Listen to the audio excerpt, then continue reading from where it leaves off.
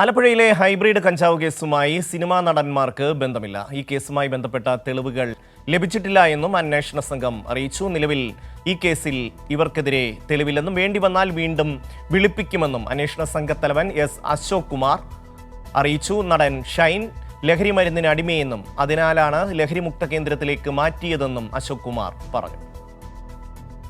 നമ്മൾക്ക് ചില ഡൗട്ടുകൾ ഉണ്ടായിരുന്നു. അതിൻ്റെ ഡൗട്ടിൻ്റെ ക്ലാരിഫിക്കേഷൻ്റെ ഭാഗമായിട്ടാണ് ഇവരെ വിളിച്ചു വരുത്തുന്നത്. അത്തരത്തിലുള്ള തെളിവുകൾ നമുക്ക് ഒരു പറയത്തക്ക രീതിയിലുള്ള തെളിവുകളൊന്നും നമുക്കിപ്പോൾ പറയാൻ കഴിയില്ല. അതാണ് ഇനി കുറച്ച് കാര്യങ്ങളും കൂടെ വ്യക്തത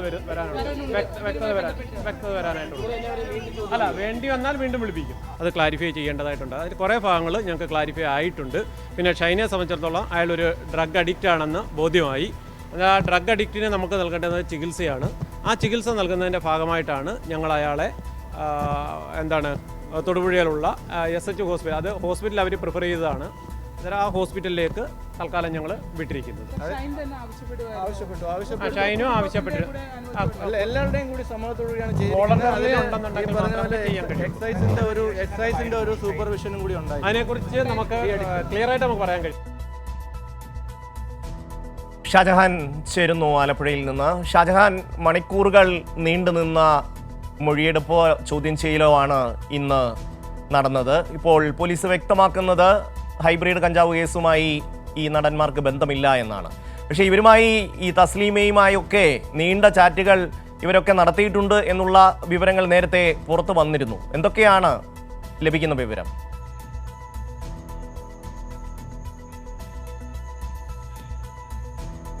ഷമി, ഈ കേസുമായി ബന്ധപ്പെട്ട് നിലവിൽ ഇവർക്കെതിരെ തെളിവുകളില്ല എന്ന് തന്നെയാണ് അന്വേഷണ ഉദ്യോഗസ്ഥൻ പറഞ്ഞത്. പക്ഷേ മറ്റ് കേസുകളിലൊക്കെ തന്നെ ഇവർ നേരത്തെ ചാറ്റിംഗ് ഒക്കെ തന്നെ ഉണ്ടായിരുന്നു. അത് ഈ കേസുമായി ബന്ധപ്പെട്ടല്ല. ഇവരൊക്കെ തന്നെ ലഹരി മരുന്ന് ഉപയോഗിക്കുന്നവരൊക്കെ തന്നെയാണ്. അതുകൊണ്ട് തന്നെയാണ് ഷൈൻ ടോമിനെ ഇപ്പോൾ ലഹരിമുക്ത ചികിത്സയുടെ ഭാഗമായിട്ട് തൊടുപുഴയിലെ കേന്ദ്രത്തിലേക്ക് മാറ്റിയിരിക്കുന്നത്. ഇയാൾ ആവശ്യപ്പെട്ടത് പ്രകാരം തന്നെയാണ് എക്സൈസ് അങ്ങോട്ടേക്ക് മാറ്റിയിരിക്കുന്നത്. എക്സൈസിൻ്റെ നിരീക്ഷണത്തിലായിരിക്കും ഇനി ചികിത്സ നടക്കുക. ഇതിനു മുൻപായിട്ട് അന്വേഷണത്തിനിടയിൽ ചില അസ്വസ്ഥതകളൊക്കെ തന്നെ പ്രകടിപ്പിച്ചിരുന്നു ഷൈൻ. ആ സമയത്ത് മാതാപിതാക്കളുണ്ടായിരുന്നു. അവർ മെഡിക്കൽ സർട്ടിഫിക്കറ്റൊക്കെ ഹാജരാക്കി. അപ്പോൾ അതേ തുടർന്ന് ആശുപത്രിയിലേക്ക് മാറ്റണമെന്ന് പറയുകയും അങ്ങനെ ആശുപത്രിയിലേക്ക് മാറ്റുകയുമായിരുന്നു. ഇയാൾ പൂർണ്ണമായിട്ടും മയക്കുമരുന്നിനും മദ്യത്തിനും അടിമയാണ് എന്ന് തന്നെയാണ് എക്സൈസ് ഉദ്യോഗസ്ഥർ പറയുന്നത്. അതുകൊണ്ടാണ് ചികിത്സാർത്ഥം അദ്ദേഹത്തെ അങ്ങോട്ടേക്ക് മാറ്റിയിരിക്കുന്നത്. ഈ കേസുമായി ബന്ധപ്പെട്ട് ഇതിൽ തെളിവുകളൊന്നുമില്ല എന്ന് തന്നെയാണ് എക്സൈസ് അസിസ്റ്റന്റ് കമ്മീഷണർ വ്യക്തമാക്കിയത്. ഇതോടൊപ്പം തന്നെ ശ്രീനാഥ് ഭാസിയെയും ചോദ്യം ചെയ്തിരുന്നു. ഈ 3 പേരെയും ചോദ്യം ചെയ്തിരുന്നു. പക്ഷേ ഇതിൽ മോഡലായിട്ടുള്ള സൗമ്യ പറയുന്നത് തനിക്ക് ഈ കേസുമായി ബന്ധപ്പെട്ട് സിനിമാ മേഖലയുമായി ബന്ധപ്പെട്ടും കേസുകളൊന്നും തന്നെയില്ല, ബന്ധങ്ങളൊന്നും തന്നെയില്ല. പക്ഷേ ചില സാമ്പത്തിക ഇടപാടുകൾ തസ്ലീമയും ഒക്കെ ആയിട്ടുണ്ട്. അത്തരം കാര്യങ്ങൾക്ക് വേണ്ടി വിളിപ്പിച്ചതാണ്. ഇനിയും ചോദ്യം ചെയ്യാൻ വിളിപ്പിച്ചാൽ വരും എന്നൊക്കെ പറഞ്ഞതിന് ശേഷമാണ് അവർ പോയത്. അതോടൊപ്പം തന്നെ എക്സൈസ് പറയുന്നത് ഇവരെ ആവശ്യം വന്നാൽ ഇനിയും വിളിപ്പിക്കും. ഇവർ മാത്രമല്ല, ഇതിപ്പോൾ സിനിമാ മേഖലയിലുള്ളവരായതുകൊണ്ടാണ് എല്ലാവരും ശ്രദ്ധിക്കപ്പെടുന്നത്. പക്ഷേ ഒട്ടനവധി ആളുകളെ ചോദ്യം ചെയ്യാൻ വിളിപ്പിക്കുന്നുണ്ട് ഈ കേസുമായി ബന്ധപ്പെട്ട്. ഈ കേസിൻ്റെ പോക്ക് ഒരു നല്ല ദിശയിലേക്കാണ്. അതുകൊണ്ട് തന്നെ കൂടുതൽ ആളുകൾ ഇതിൻ്റെ അകത്ത് കുടുങ്ങാൻ സാധ്യതയുണ്ടെന്നുള്ള സൂചനയാണ് എക്സൈസിൻ്റെ ഭാഗത്ത് നിന്ന് ലഭിച്ചത്. ഇതിൻ്റെ അന്വേഷണത്തിനിടയിലാണ് എറണാകുളത്തും പരിസര പ്രദേശങ്ങളിലുമൊക്കെ തന്നെ വ്യാപകമായിട്ട് ഇത്തരത്തിൽ ഫ്ലാറ്റുകളിലും മറ്റും ഹൈബ്രിഡ് കഞ്ചാവുകൾ ഉപയോഗിക്കുന്നവരുടെ എണ്ണം അല്ലെങ്കിൽ അവരുടെ സന്ദർശനം പതിവാണ് എന്നുള്ള കാര്യം എക്സൈസിന് ലഭിക്കുന്നത്. ഇവരെ ചോദ്യം ചെയ്തതിൻ്റെ അടിസ്ഥാനത്തിലാണ്. അതിൻ്റെ അടിസ്ഥാനത്തിൽ പോലീസിന് നൽകിയ വിവരത്തിൻ്റെ കൂടി അടിസ്ഥാനത്തിലാണ് കഴിഞ്ഞ ദിവസം എറണാകുളത്ത് വ്യാപകമായിട്ടുള്ള റെയ്ഡ് നടക്കുകയും സിനിമാ മേഖലയിലുള്ളവരെ അടക്കം അറസ്റ്റ് ചെയ്യുന്ന ഒരു സാഹചര്യം നമുക്ക് കാണാൻ സാധിച്ചത്. എന്തായാലും ഹൈബ്രിഡ് കേസുമായി ബന്ധപ്പെട്ട് ഇന്ന് വിളിപ്പിച്ച 3 പേരുടെയും ചോദ്യം ചെയ്യൽ അവസാനിച്ചു കഴിഞ്ഞു.